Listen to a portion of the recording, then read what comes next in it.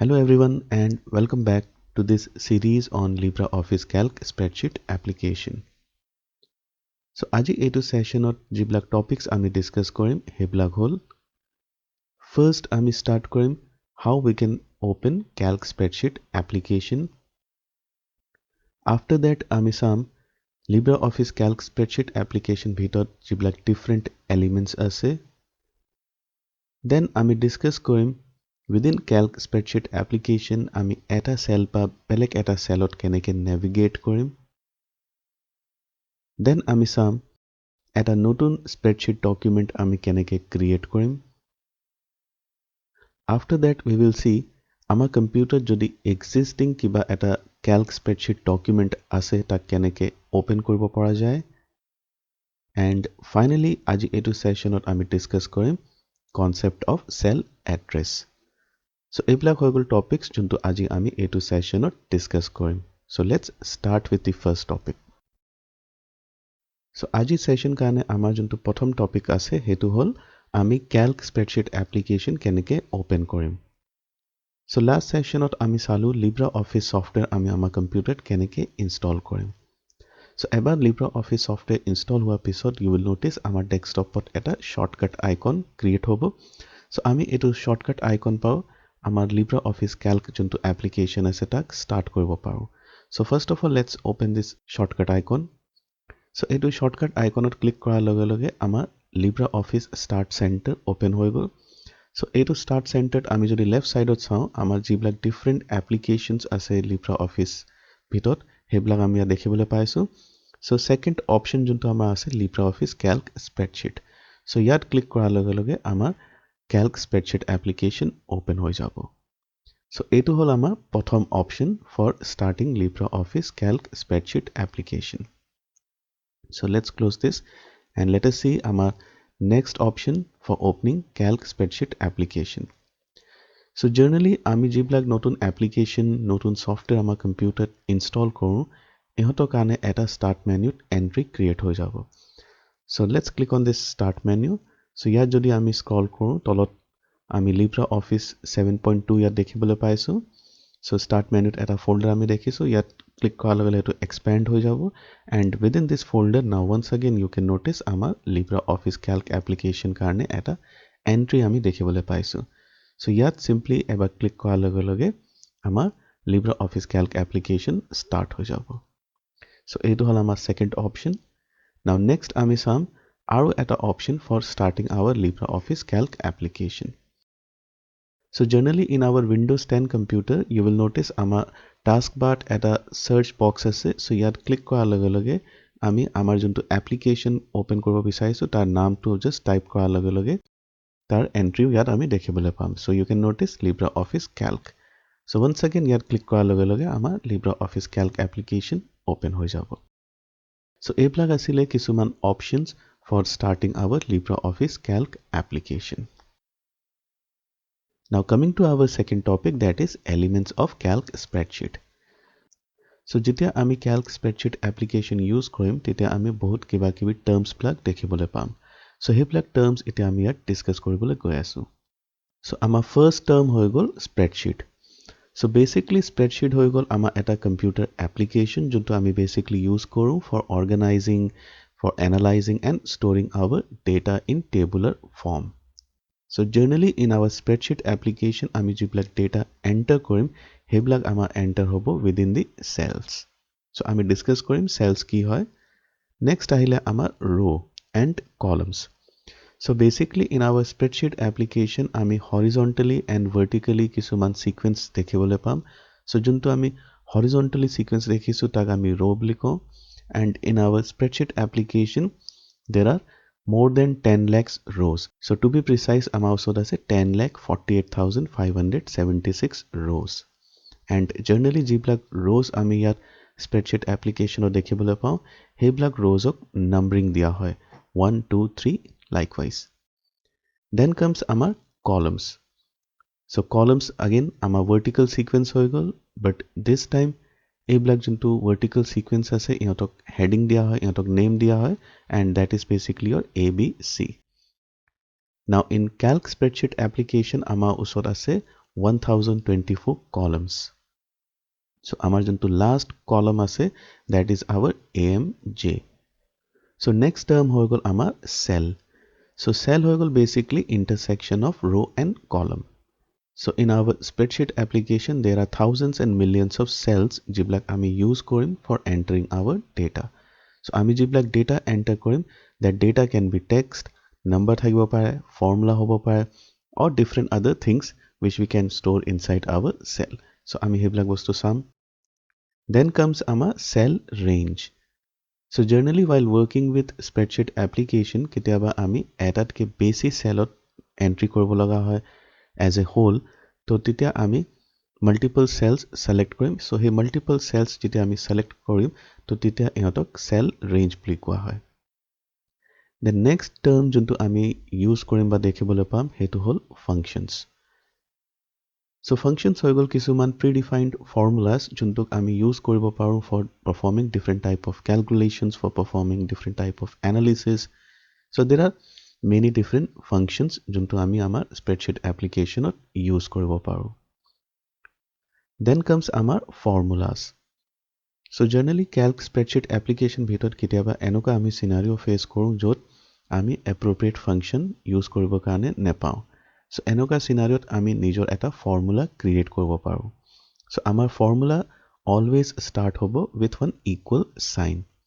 And formula ভিতৰত আমি basically এটা expression লিখিম and that expression will contain cell বা cell range.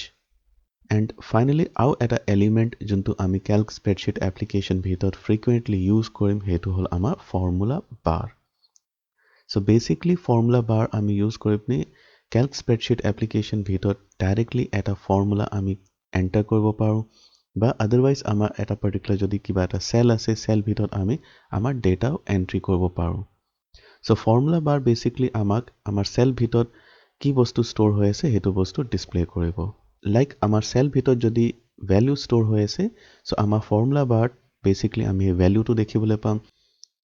But in case যদি এটা cell ভিতৰত এটা formula create কৰা হৈছিলে বা formula লিখা হৈছিলে then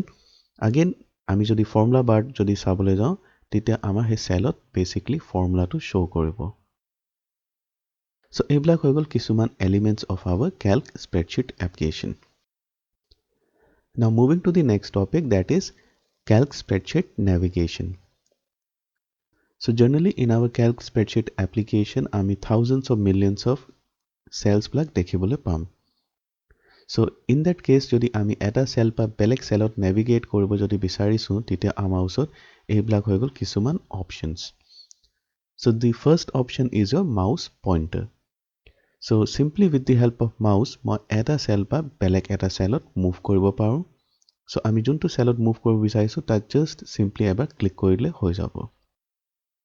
So as you can notice এইটো হৈ গ'ল আমাৰ calc spreadsheet application. So এইবিলাক হৈ গ'ল আমাৰ cells. So বৰ্তমান মই এতিয়া প্ৰথম এটা cellত আছো. So if in case মই যদি বেলেগ এটা cellত যাব বিচাৰিছো মই simply mouse বা click কৰি দিম. So just by clicking with the help of your mouse you can move to different cells. So এইটো হ'ল আমাৰ প্ৰথম option of navigating cells within our spreadsheet application. Now next আমি যোনটো option ইয়াত দেখিবলৈ পাইছো সেইটো হ'ল আমাৰ scroll bars. So with the help of scroll bars আমি আমাৰ document vertically বা horizontally navigate কৰিব পাৰোঁ. So generally আমাৰ spreadsheet applicationত right side and bottomত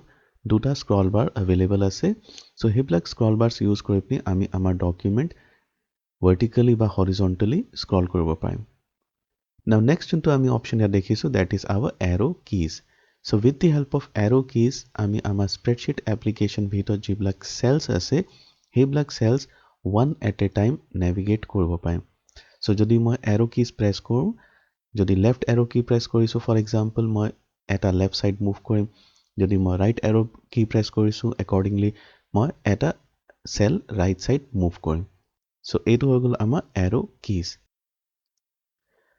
Now next হৈ গ'ল আমাৰ enter key. So enter key press কৰাৰ লগে লগে আমি যোনটো current cellত আছো তাত তলত যোনটো next cell আছে তাত move কৰিম. But yes কেতিয়াবা কিছুমান এনেকুৱা scenario আহিব য'ত আমি enter key press কৰাৰ লগে লগে বেলেগ এটা cellত move কৰোঁ. So সেই বস্তুটো আমি চাম. Then comes আমাৰ tab key. So once again just like your arrow keys আমাৰ tab key press কৰাৰ লগে লগে আমি one cell at a time move কৰিম but always remember আমি যদি tab key press কৰো আমি always one cell right side move কৰিম আমি left side move কৰিব নোৱাৰো by using tab key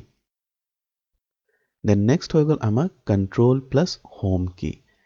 so এই দুটা key combination যেতিয়া আমি use কৰিম it doesn't matter আমি কোনটো cellত আছো আমি always আমাৰ যোনটো first cell আছে within our spreadsheet document that আমি always move কৰিম so let me show you that thing so right now as you can notice আমি বৰ্তমান এইটো particular cellত আছো so যদি মই control plus home key combination যদি press কৰো you will notice আমি আমাৰ প্ৰথম cellত move কৰিছো so once again let me click somewhere else মই বেলেগ এটা জাগাত click কৰি দিলো এতিয়া once again I will press control plus home so you will notice once again আমি আমাৰ প্ৰথম cellত move কৰিছো so এইটো হল আমাৰ control plus home next আমি যোনটো ইয়াত key combination দেখিবলৈ পাইছো হেতু হল control plus and so generally control plus and key press কৰাৰ লগে লগে আমি spreadsheet applicationৰ যোনটো last used cell আছে তাত move কৰিম so let us see this thing practically in our spreadsheet application so as of now you can notice আমাৰ গোটেইকেইটা cell empty হৈ আছে so once again just for demonstration purpose মই এটা particular cell লৈছো yet I am simply entering hello so once again let's move to our first cell now this time মই press কৰিম control and key so let's notice কি হ'ব so you will notice control আৰু and key press কৰাৰ লগে লগে আমাৰ spreadsheet applicationৰ যোনটো last cell আছিলে তাত আমি move হৈ গলো so let me show you once again so I'm pressing control home so control home press কৰাৰ লগে লগে মই again প্ৰথম cellত আহি গলো but this time মই press কৰিম control আৰু and key so now you can notice এইটো আছিলে আমাৰ last cell তাত আমি move হৈ গলো so এইটো হল আমাৰ control আৰু and key next যোনটো আমি ইয়াত option দেখিবলৈ পাইছো for navigating cells within our spreadsheet application that is control plus arrow key so control plus arrow key press কৰাৰ লগে লগে you will notice আমাৰ যোনটো cursor আছে এইটো next cellত move হ'ব বা otherwise last cell in the current column or row which contains information so এইটো বস্তু once again চাবৰ কাৰণে আমি আমাৰ spreadsheet applicationত move কৰিম so বৰ্তমান if you notice আমি এইটো cellত আছো so যদি মই control plus left arrow key press কৰো let us see আমি কি দেখিবলৈ পাম so you may have noticed আমি একেবাৰে প্ৰথম যোনটো cell আছে within this particular row 11 number row যোনটো আছে তাৰ প্ৰথম cellত আমি move কৰিছো now if I press control and right arrow key let's see কি হ'ব so once again you will notice আমাৰ এইটো particular row that is row number 11 তাত যোনটো last used cell আছিলে তাত আমি move কৰিছো now যদি মই once again control and right arrow key press কৰিম so এতিয়া বৰ্তমান আমাৰ আৰু কোনো এটা cell use হৈ থকা নাই so এনেকুৱা scenarioত আমাৰ এইটো particular row that is row number 11 তাৰ যোনটো একেবাৰে last column আছে and last column যোনটো last cell আছে তাত আমি move কৰিম so let us see control right arrow so you can notice আমি একেবাৰে last column আহি গলো so এইটো হল আমাৰ control and right arrow so in case যদি মই বেলেগ কোনবা এটা cellত আছো and that is in row number 2 so now if I press control and left arrow you will notice আমি একেবাৰে প্ৰথম যোনটো cell আছে তাত move কৰিছো because row number 2 আমাৰ একো entry হৈ থকা নাই so সেই কাৰণে আমি একেবাৰে প্ৰথম rowত move কৰি গলো likewise যদি মই control and right arrow press কৰিম আমাৰ once again row number 2 একেবাৰে খালি হৈ আছে so আমি একেবাৰে last rowত move কৰিম so see you can notice আমি একেবাৰে last rowত move কৰি গলো same scenario আমি control আৰু down arrow and up arrow দেখিবলৈ পাম so বৰ্তমান আমি একেবাৰে last column আছো last column row number 2 so if I press control and down arrow so you can notice আমি একেবাৰে যোনটো last row থাকে আমাৰ spreadsheet applicationত that is 10,48,576 number row তাত আমি move কৰিছো so once again যদি মই control and up arrow press কৰিম একেবাৰে ফাৰ্ষ্ট যোনটো আমাৰ ৰো আছে তাত আমি মুভ কৰিছো এইটো হ'ল আমাৰ cell navigation within spreadsheet application so now let us see the next topic so এটা next যোনটো আমি টপিক চাবলৈ গৈ আছো that is creating a new spreadsheet so generally যেতিয়া আমি calc spreadsheet application open কৰিম আমাৰ কাৰণে automatically এটা নতুন spreadsheet document create কৰা হ'ব but in case যদি আমি এটা নতুন spreadsheet document create কৰিব বিচাৰিছো তেতিয়া হেতু কাৰণে আমি কি কৰিম so আমাৰ ওচৰত basically ইয়াত তিনটা মান অপচন আছে first option হৈ গল আমি new icon যোনটো দেখিছো standard toolbar তাত আমি ক্লিক কৰি দিম so ক্লিক কৰাৰ লগে লগে এটা drop down open হ'ব তাত আমি options বিলাক পাম so by using a particular option আমি এটা নতুন spreadsheet document create কৰিব পাৰো otherwise আমি file menu ক্লিক কৰিম তাৰ পিছত new then spreadsheet so এইটো again হৈ গল আমাৰ next option otherwise আমাৰ file menu যোনটো আছে তাত আমি যদি ক্লিক কৰোঁ তেতিয়া তাত আমি new এটা option দেখিবলৈ পাম so new menu ক্লিক কৰাৰ লগে লগে আমি বিভিন্ন ধৰণৰ নতুন documents বিলাক create কৰিব পাৰো one of the new document which we can create is our spreadsheet document so আমি spreadsheet ত ক্লিক কৰি দিম and আমাৰ নতুন এটা spreadsheet document create হৈ যাব now finally যোনটো আমাৰ 3 নম্বৰ option আছে that is our shortcut key combination of control plus n so আমি control plus n key press কৰাৰ লগে লগে again নতুন এটা spreadsheet document create কৰিব পাৰিম so once again let us see these things practically in our spreadsheet application so বৰ্তমান এইটো আমাৰ spreadsheet এটা document যোনটো automatically create হৈছিলে যেতিয়া আমি calc spreadsheet open কৰিছিলো now let us see one by one আমাৰ যিবিলাক তিনটা option আমি স্লাইডত দেখিবলৈ পাইছিলো so প্ৰথম মই ইয়াত menu pa use কৰিছো so আমাৰ file menu তাত new menu আছে তাৰ new menu under আমি দেখিবলৈ পাইছো spreadsheet so যদি মই ইয়াত ক্লিক কৰোঁ ক্লিক কৰাৰ লগে লগে you will notice আমাৰ এটা নতুন spreadsheet document create হৈ গল so এইটো হ'ল আমাৰ first option for creating a new spreadsheet document second আপোনালোক দেখিছে ইয়াত standard menu এটা shortcut button for creating new spreadsheet so যদি মই ইয়াত ক্লিক কৰোঁ once again you can notice our eta spreadsheet document create হৈ গল and finally আমি control আৰু n যোনটো key combination আছে হেতু press কৰিবলৈ গৈ আছো হেতু press কৰাৰ লগে লগে you will notice আৰু এটা নতুন spreadsheet document create হৈছে so এইটো হল আমাৰ নতুন spreadsheet document আমি কেনেকৈ create কৰিম now moving to the next topic that is opening an existing spreadsheet so যেতিয়া আপুনি spreadsheet application লগত কাম কৰিব তেতিয়া ধেৰ spreadsheet files বিলাক create কৰা হ'ব so এনেকুৱা কেছত যদি মোৰ existing spreadsheet file আছে তাক আমি কেনেকৈ open কৰিম so once again open কৰিব কাৰণে আমাৰ ওচৰত তিনটা option আছে first option আমি file menu ত গৈ পিনি open যোনটো option আছে হেতু use কৰি পিনি existing file open কৰিব পাৰিম otherwise standard toolbar once again আমাৰ ওচৰত এটা icon আছে open icon হেতুত ক্লিক কৰাৰ লগে লগে once again আমি existing file open কৰিব কাৰণে options বিলাক পাম and final হৈ গল আমাৰ once again shortcut key combination that is control plus o so once again let us see এটো বস্তু আমি কেনেকৈ use কৰিম so আমি file menu ত ক্লিক কৰিম file menu ত ক্লিক কৰাৰ লগে লগে আমি এটা drop down menu দেখিবলৈ পাইছো ইয়াত আমাৰ second option আছে open so open option ত ক্লিক কৰাৰ লগে লগে you can notice আমাৰ এটা dialog box open হৈ গল so with the help of this particular dialog box আমাৰ যোনটো existing spreadsheet file আছে হেতু আমি browse কৰিব লাগিব browse কৰি পিনে আমি simply ইয়াত open button ত ক্লিক কৰাৰ লগে লগে আমাৰ spreadsheet file open হৈ যাব so same thing আপুনি যেতিয়া ইয়াত open button ত ক্লিক কৰিব একেটা আপুনি dialog box ইয়াত দেখিবলৈ পাব for opening your existing spreadsheet file and যদি মই once again control আৰু o key press কৰিম again একেটা dialog box আমি দেখিবলৈ পাইছো so এইটো হল আপোনাৰ options for opening existing spreadsheet document now moving on to the last topic of this particular session that is concept of cell address so basically as discussed earlier our spreadsheet application you will notice we have thousands and millions of cells